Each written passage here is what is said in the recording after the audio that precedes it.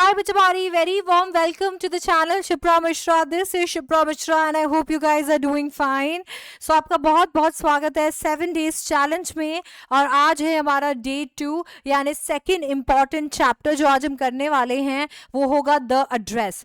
The address जिसे मार्गा ने लिखा है तो जल्दी से मार्गा ओपी कर दीजिए.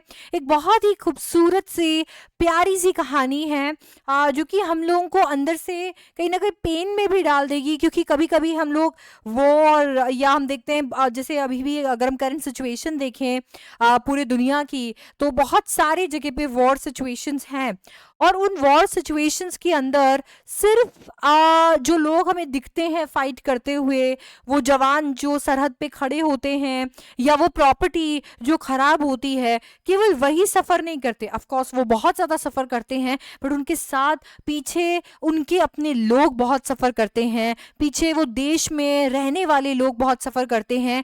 चाहे वो किसी भी एंगल से क्यों ना हो, लोग वॉर में हमेशा सफ़र ही करते हैं क्योंकि किसी ने सच ही कहा है कि वॉर में ना अगर कोई हारता है तो वो होती है इंसानियत. इंसानियत हार जाती है और वही हम लोग आज के इस चैप्टर के अंदर देखने वाले हैं. ये जो चैप्टर है ये चैप्टर आपको याद कराएगा उन दिनों की जब आप एसएसटी के अंदर होलोकॉस्ट के बारे में पढ़ा करते थे. आप पढ़ा करते थे कि किस तरीके से बड़े निर्दयी होकर जूस को मार दिया जा रहा था, कॉन्सेंट्रेशन कैंप्स लगा दिए जा रहे थे, पॉइजनस गैसेस के अंदर उन्हें ट्रैप कर दिया जा रहा था. तो ये सब कुछ जो आपने पढ़ा है सोशल साइंस के अंदर उसी से रिलेटेड आज का हमारा ये चैप्टर है. ये जो चैप्टर है इस चैप्टर के अंदर हमारी ऑथर नरेटर जो हैं वो हमें बताती हैं एकदम शुरुआत से कहीं ना कहीं अपनी स्टोरी यहाँ पर नरेट कर रही है. बट जैसे डिस्कवरिंग टच था एग्जैक्टली वैसे ही ये एक डिफिकल्ट रीड वाला चैप्टर है क्योंकि यहाँ पे जहाँ जिस पॉइंट से इसे शुरू किया गया है उस पॉइंट से आपको स्टोरी क्लिक नहीं होगा, वो धीरे धीरे डेवलप होना शुरू होगा. तो आप मुझे अच्छे से सुनेंगे और ये पूरा चैप्टर आपके लिए क्लियर हो जाएगा. ओके सो बात है यहाँ पे एक छोटे से प्यारे से घर की जिसके अंदर एक जू फैमिली रहा करती थी. जू फैमिली में मिसेस एस और मिसेस एस की बेटी मार्गा थी. अब ये दोनों आराम से रहते थे, बड़ी लैविश लाइफ अपनी जीते थे, बहुत सारे एंटीक्स, बहुत सारे अच्छे अच्छे एक्सपेंसिव चीजें इनके पास थी. अब ऐसे में क्या हुआ, ये प्री वॉर का टाइम है, वॉर से पहले का टाइम है. अब मार्गा जो है, मार्गा ऑफ कोर्स बाहर पढ़ती थी और इसीलिए बाहर रहती थी, तो वो पढ़ाई के लिए अपने काम के लिए बाहर चली गई. अच्छा, अब वो बाहर चली गई. अब ये जो टाइम है ये टाइम उस वो वक्त आ चुका है जब वॉर जो है वो शुरू हो चुकी है. जूस के खिलाफ, जूस का नामो निशान मिटाने के लिए एकदम से ये वॉर शुरू हो चुकी है. तो ऐसे में मिसेस एस जो है वो बड़ी परेशान है. वो बड़ी परेशान इसके लिए क्योंकि उन्हें पता है कि वो और उनकी बेटी तो चले जाएंगे, दूसरे देश चले जाएंगे ताकि से इस वॉर सिचुएशन के अंदर अपने आप को सुरक्षित रख सके. पर ये घर जो उन्होंने बनाया है इसका क्या होगा. यार आपको तो पता ही है जब हम मेहनत से एक एक रुपया जोड़कर एक एक ईंट लगाते हैं, घर में एक एक चीज बसाते हैं, तो वो सब कुछ चीजें नहीं होती, वो हमारी जान होती है. मतलब मेरी मम्मी तो कहती है जिगर का टुकड़ा है मेरा, तो जिगर का टुकड़ा बन जाता है वो घर में बसी वो चीजें, क्योंकि उन चीजों के साथ न जाने कितनी यादें जुड़ी होती है, न जाने कितनी दिवाली की सफाइयां जुड़ी होती है ना, कितना कुछ होता है. तो मिसेस एस यही सोचती हैं कि मार्गा जो है, मार्गा और मैं यहाँ से चले जाएंगे पर इस घर का क्या होगा, इन चीजों का क्या होगा. अब ऐसे में मिसेस एस को एक बहुत दूर की जानकार मिसेस डॉर्लिंग नाम की औरत मिल जाती है. अब ये मिसेस डॉर्लिंग जो है ये जू नहीं है, इसीलिए इसे कोई खतरा नहीं है यहाँ पे. ये मिसेस डॉर्लिंग बहुत ही चालाक है. ये क्या करती है, ये मिसेस एस के साथ में फिर से अपना कनेक्शन बनाने की कोशिश करती है और अपना कनेक्शन बना के मिसेस एस को कन्विंस कर लेती है कि आप ना ये सारा एक्सपेंसिव सामान, ये सारा एंटीक्स जो है ये मुझे दे दो.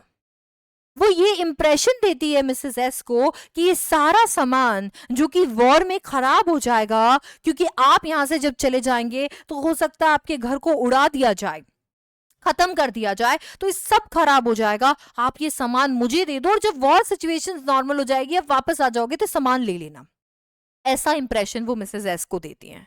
बेचारी भोली मिसेस एस उसकी बातों में आ जाती है और एक एक करके ये सामान देना शुरू कर देती है। इस बीच मार्गा वापस घर लौट के आती है।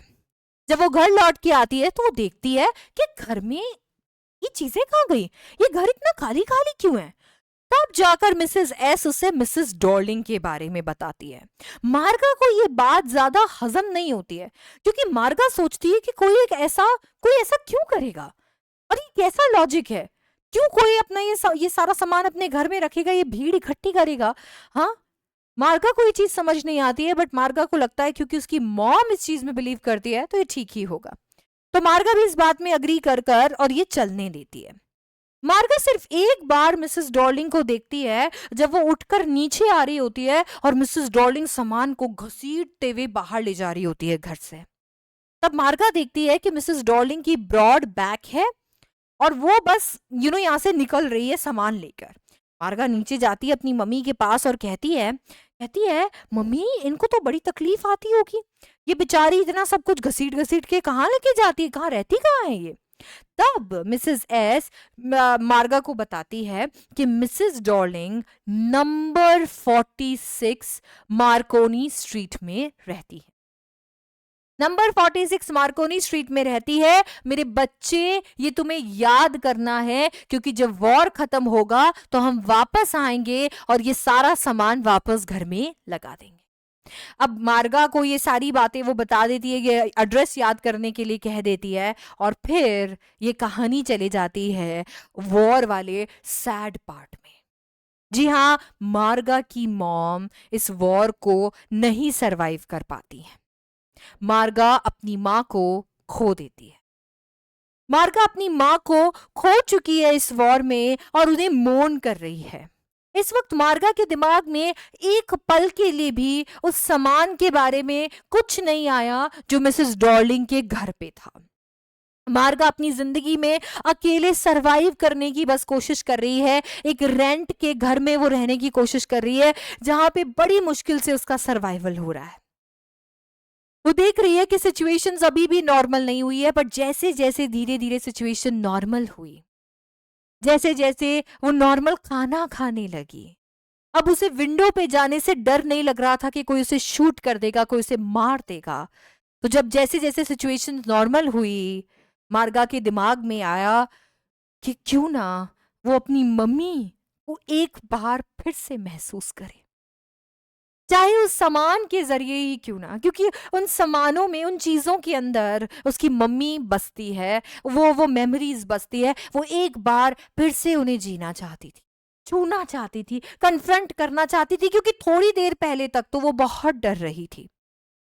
उसे ना तो उस सामान से मतलब था और वो बहुत डर रही थी उस सामान को कन्फ्रंट करने में, क्योंकि वो सामान ऐसी मेमोरीज को वापस लाएगा जो दिल तोड़ देंगी। अब मार्गा डिसाइड करती है कि नहीं, उसे जीवन में अगर आगे बढ़ना है तो ये क्लोजर चाहिए ही होगा। अगर उसे जीवन में आगे बढ़ना है तो उन सामान को जाकर देखना ही होगा, फील करना ही होगा और मम्मा को गुड बाय करना ही होगा। और इसीलिए वो डिसाइड करती है अपने घर वापस जाने का। जी हाँ, अपने उस घर वापस जाने का, उस जगह, उस एरिया में वापस जाने का जिसे वो घर कहा करती थी, जो खत्म हो गया उसकी मम्मी के जाने के बाद। और वो पहुंच जाती है नंबर 46 मार्कोनी स्ट्रीट। जाकर दरवाजा खटखटाती है और एक औरत बाहर निकल कर आती है जो उसे पहचानने से भी इनकार कर देती है। अब जैसे ही मार्गा यहां पर ये फील कर रही होती है, उसे लगता है कि शायद वो गलत एड्रेस पे आ गई है, बट वो महसूस करती है कि उस औरत ने जो कार्डिगन पहना है वो कार्डिगन तो उसकी माँ का है, यानी यही मिसेस डॉर्लिंग है, क्योंकि एड्रेस तो एकदम करेक्ट है। वो पूछती है कि क्या वो उनकी माँ को जानती थी। मिसेस डॉर्लिंग साफ इनकार कर देती है बात करने से और उसके मुंह पर दरवाजा बंद कर देती है। बेचारी मार्गा सिर्फ मिसेस डॉर्लिंग से मिलने आई थी और अब वापस लौट रही होती है। जब वो रेलवे स्टेशन तक जा रही होती है तो सारी मेमोरीज इन गलियों की, ये सारी जगह की वापस आ रही होती है, पर उसमें इतनी हिम्मत नहीं होती कि सीधे रेलवे स्टेशन जाने की बजाय वो थोड़ा और आगे जाकर अपना घर देखा है, अपनी उस गली को देखा है जहां उसका बचपन बीता था, जहां वो अपनी माँ के साथ रहती थी, क्योंकि वो नहीं सामना कर पाएगी उनका, इसीलिए वो ट्रेन में बैठ जाती है और उसे सारी यादें आने लगती है। और तभी वो रियलाइज करती है कि नहीं, वो हार नहीं मान सकती। अगर एक बार उसके मुंह पर दरवाजा बंद हुआ है तो क्या हुआ, वो एक बार और ट्राई करेगी और वो फिर जाती है मिसेस डॉर्लिंग के घर पे। अब दरवाजा मिसेस डॉर्लिंग की बेटी खोलती है, जो कि अपनी मां पर गई है, वही ब्रॉड बैक। मिसेस डॉर्लिंग की बेटी बताती है कि मिसेस डॉर्लिंग तो घर पर है ही नहीं, बट यहाँ मार्गा उनका इंतजार करती है और अंदर चली जाती है। जब वो अंदर जाती है तो उसे ऐसा लगता है जैसे आसपास रखी ये सारी चीजें उसे किसी ना किसी चीज की याद दिला रही है। पैसेज में उसे देखने को मिलता है हानुका कैंडल होल्डर। देखते ही याद करती है कि किस तरीके से इसमें कैंडल्स फिक्स करना बड़ा मुश्किल था, इसीलिए हम इसे कभी यूज नहीं करते थे। और फिर वो पहुंच जाती है लिविंग रूम में, जहां पे वो सारी चीजें लगी होती हैं जो उसकी थी, जो उसकी मम्मी को बिलोंग करती थी। और तब वो समझती है कि ये सिर्फ चीजें हैं। अरे ये चीजें अमूल्य तब थीं जब उन्हें उसकी मम्मी सजाया करती थी, जब उसे उसकी मम्मी ध्यान रखा करती थी। अब तो ये महज चीजें हैं, ये सिर्फ चीजें रह गई है और कुछ नहीं। और इन चीजों का वो क्या करेगी?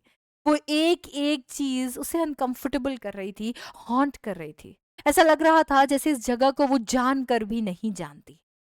वो बैठ गई चाय पीने के लिए और उसके सामने वो वुलन टेबल क्लॉथ उसे अपने बचपन की याद दिला रहा था।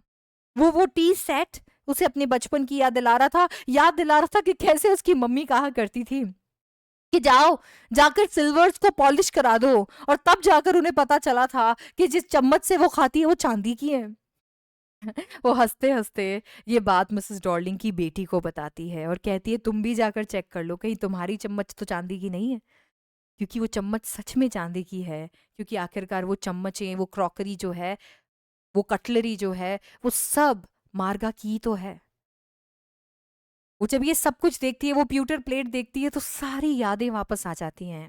बट वो रियलाइज करती हैं कि सिर्फ अब चीजें रह गई हैं और कुछ नहीं।